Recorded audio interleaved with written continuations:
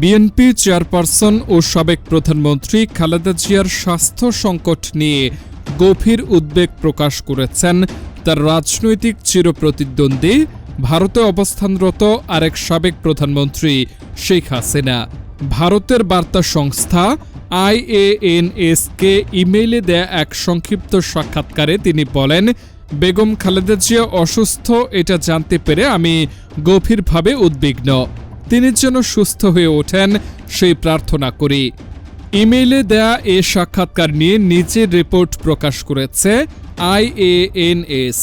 তাদের নিজস্ব ওয়েবসাইটে প্রকাশিত খবরে বলা হয়, বাংলাদেশ জাতীয়তাবাদী দল বিএনপির চেয়ারপারসন ও সাবেক প্রধানমন্ত্রী বেগম খালেদা জিয়ার অবনতিশীল স্বাস্থ্যের বিষয়ে গভীর উদ্বেগ প্রকাশ করেছেন হাসিনা। একই সঙ্গে তিনি তার দ্রুত সুস্থতা কামনা করেছেন।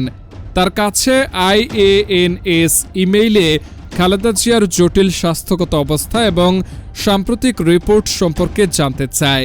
জবাবে শেখ হাসিনা ওই মন্তব্য করেন।